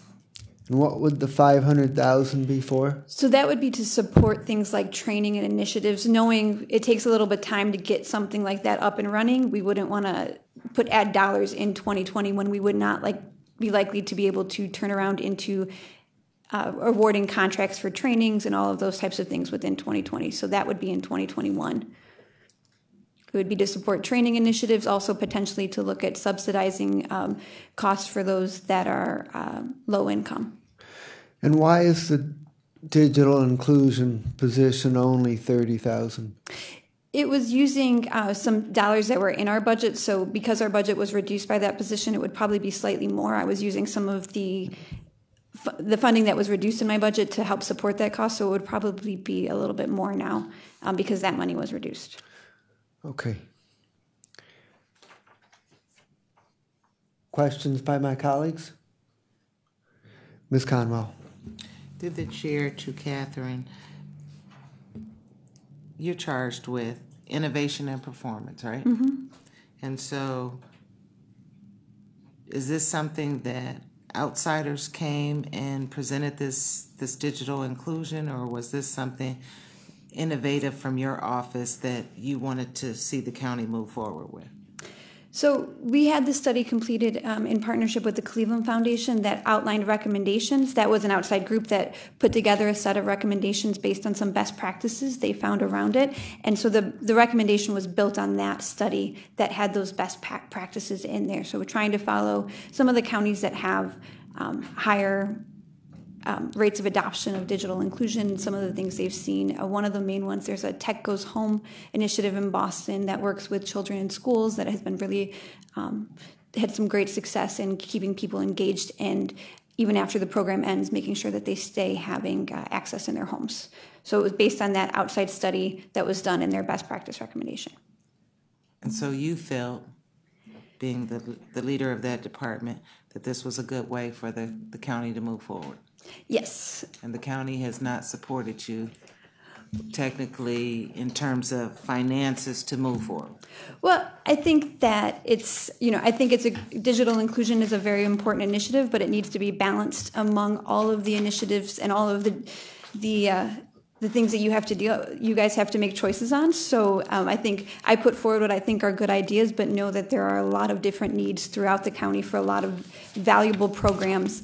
And we'll continue to do our best to support digital inclusion initiatives no matter what. I think the license agreement we did on the Juvenile Justice Center was an example of that's bringing low-cost in-home internet access to the Fairfax neighborhood without a cost to the county. So we'll continue to pursue that. Grant opportunities and other things to try and support these, regardless of what happens, but knowing that you guys have a lot of programs that all need dollars. And just one final question. So you're part of innovation and technology. Are you aware that DSAS, the Department of Senior and Adult Services, also has an innovation and whatever? Do you work closely with Tracy? Mm-hmm. Yes, so the entire Health and Human Services has their performance evaluation and innovation group, and we work closely with them on a number of initiatives and make sure we're both kept apprised of what's happening in each area. Thank you very much. So, Director, on this digital inclusion piece, if you were to include a component where we help encourage more county residents to transact business with the county online, which is less expensive, could it pay for itself? Eventually, but to see those dollars immediately, I think would be a little bit tough. I think it definitely can as we move more services to online. They are less expensive, but I would hesitant to stand up here and say next year you'll be able to see that return on investment, because I don't think it would be a short-term return on investment, but over the length of time, as more people moved online, we would be able to see that. And Director, what are the major initiatives that you're working on over the next 2 years that you think could save the county money? Yes, so we have launched our Cuyahoga County Innovation Academy, and this is actually an in-house training we're doing to teach staff performance improvement, project management, as well as Lean Six Sigma principles throughout it. And as part of that training, we are requiring for the intermediate and advanced training that staff has to complete a project where they're showing improvements to the county processes. So that's an initiative. We already have had 74 people, I believe, attend our trainings, and we're booked out through January. I think all of our trainings are booked full. So we think that'll be a lot of different ways where people will be, throughout the county and throughout the different areas, we'll be improving processes. We also did the Startup in Residence program this year. This is a new initiative that allows us to use a challenge-based procurement to solve county challenges using some technology. So, for example, one of the challenges we put forward was actually some work with the delinquent property tax. They do a number of things right now that take a lot of manual time, and so we have gone out and put a challenge out there to have somebody work with us over 16 weeks to develop a solution to move a lot of their manual processes to a technology system to give them more time to do the outreach that they do, as opposed to spending manual effort going through different databases and things like that. So that's another program that we think can have save the county money as well. Okay. Any other questions? Yeah. Councilman Schron. Was the library project with the 3D printers and all, is that in your area? No. Do you know who's? I mean, we created all these innovation labs 3 or 4 years ago. We put all kinds of money in it. We put them into all the public libraries. And if it's not in your area, why isn't it? And I'm not sure. That was before my time a little bit. So I am not sure where. I can find out where that is, though. Can you find out what the status of those projects are? Mm-hmm. Yeah, well, I think you have a lifeline coming. Maggie Keenan, OBM. I don't have any idea on the status of the projects, but it was funded in HHS, Department of HHS. Okay. All right. So, but that was prior to the innovation department being created, I think. Innovation had already been created. It was certainly before Catherine's time. But we had the department. Okay. All right. So but we don't have any. Do we have any idea so I have to ask HHS about the success of that? I can ask for you, but I sure don't have any information. Thanks. Because it seemed like it belongs there. Okay. Ms. Baker. Yes, we've had over the last couple of years, some difficulty in some of our different agencies of processes and procedures, workforce development was one where we had, and then we recently got a report on some things with a couple of the departments. But are you involved with when you see the Inspector General find some processes and procedures that need improvement, maybe better ways of handling? Do you get involved in that internally within the county? Yes, so we are actually the executive liaison for the audit department and are there if the inspector general chooses to reach out. But we work with departments when they're undergoing an audit, one, to make sure that there's no trouble getting information quickly back to the audit, and then as areas of concern are found, we can work with departments to help them with policy writing, procedures, mapping out processes, and we've done that for a couple of different departments to assist them through that process. That's good to know. The in-house training that you referred to, what type of training do you offer? Is it just better policies and procedures and how they do things, or what is it that when they come to your seminar they're going to be learning? It's a number of topics. We built this. The Denver City and County of Denver has something called the Peak Academy, which is sort of a best-in-class in-house government training for process improvement. And so we built it on that. So it does do Lean Six Sigma principles, but also project management, organizational change, a little bit of leadership, the things that really. And then we provide some coaching for the intermediate and advanced. As you probably all know, training in a classroom versus trying to get a project done in real life are very different. So we can provide that support and assistance as people are doing their first process improvement project to help them make sure that that project is a success. Do you work with the directors or do you work with the employees that are under the direction of the directors? The training member is with the employees. We make sure their projects are something that they have the ability to change. So they have to have their supervisor or whoever the manager of that process approval in order to attend our training, to make sure that they don't just come up with recommendations that sit on a shelf, but that they actually are getting implemented. Okay. And lastly, I know under the first driving innovation practices throughout the county, you have the lab. Can you give us an update on what you're doing with that? Sure. So that is a new program we're getting ready to launch by the end of this year that we're excited about. It is a way, it's sort of an economic development way. It's, again, we keep an eye on best practices out there, and this is a way for the county to become a test bed for local businesses and entrepreneurs for new technologies, products, or services. We find that one of the things that local companies need is just a way to see if their product that they've developed actually works in real life, and they also may need sometimes access to subject matter expertise. So we are looking to propose this program or launch this program in order to give them businesses the chance to do that, to understand if their product works in the way that they want it to have that feedback, or if not, to give them a chance to pivot before they go to market. Okay, do you work with our community colleges on this or any other outside?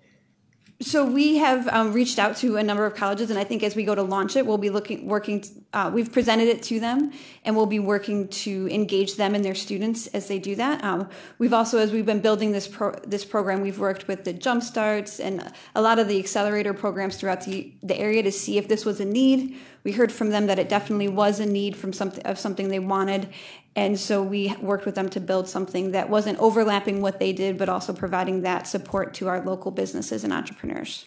What is your budget on this? It will be about $23,000 for a platform, but that'll be it. And what would that be paying for? It'll be paying for an innovation management platform. We'll have an item coming shortly to Board of Control to allow us to manage these projects. We have engaged a number of other public sector agencies to partner with us on this program. So we want to be able to manage and track and be transparent with everything we do. And so that's what the cost will be to pay for it. So that $23,000 is paying for a management company? Is that what you say? It's paying for a platform, an online platform to allow us to manage the projects through their pilot period. And then it'll take some of my staff time to do that as well. Okay. Thank you. Thanks for giving the overview. Councilman Schrein. On the same conversation as my colleague just finished up, how many other labs do we have already here in Cleveland, excluding the ThinkBox, Tri-C, Magnet, the schools that already have all this in place? It sounds to me like it's a duplication of what's already gone on in the private sector and in the educational sectors that are already in place. So it does have a feel like it's going to be duplicating or competing with what's going on. Each one of these have an entrepreneur section. Each one of these have a lab. Each one of these have a test bed. So and software, by the way. When we went out, we did go out and ask, is this something that you feel like is needed? Because and some of it is to get it to, they may have an in-house lab, but to actually look at something, a test bed in a real world environment. So actually putting the product into the real world and seeing how it works. So they may be able to do it in a sanitized lab, but that there was actually a need for it when we went out and talked to the Jump Starts, to Flash Starts, to the different entrepreneurial programs, that this wasn't something that was covered through their different programs. Or if it was, ours would be available at no cost to our local businesses and entrepreneurs, and that was the other piece, being able to do this sort of customer development work with no cost to them. You've been to the Think Box? Because that doesn't cost anything. I have been to ThinkBox, yes. And Magnet, I've been to Magnet as well. And none of those cost anything, and they all have real world. Well, it just seems like the government we're creating a project that it's a duplication of what's already out there. So I mean, I can, as I said, I think when we proposed this to them, that we were told there was a missing piece here, and that's okay. The program, the big innovation program that's running right now that's going to get launched. It's being funded by the exact same group again, GCP, Cleveland Foundation, Gunn Foundation. It seems to me that's, again, I understand wanting to improve processes internally within the county, but they're doing this as a regional program, and I'm sure you're well aware of what's going on that. Are you actively involved with that program at all? McKinsey has done the study, and I think it's getting ready to launch here in the next 6-8 weeks, 10 weeks, something like that. Yes. Where are you? I'm aware of it. I haven't been engaged in everything with it, but I am aware of it. Again, it just seems like the county belongs in improving our processes. I just can't see how, when these other great big monoliths are already getting involved in taking this on in a big way, that the county is going to be playing a role because, again, they're already being funded by GCP, Foundation, Gund, McKinsey. Just seems like it's duplication again. And it's an area where I think we as a county could save ourselves a lot of money in this department and just focus on internal improvements in process and innovation. Okay. Anything else? Okay. Thank you very much. We're going to take a brief recess and we will come back at 3:20 promptly.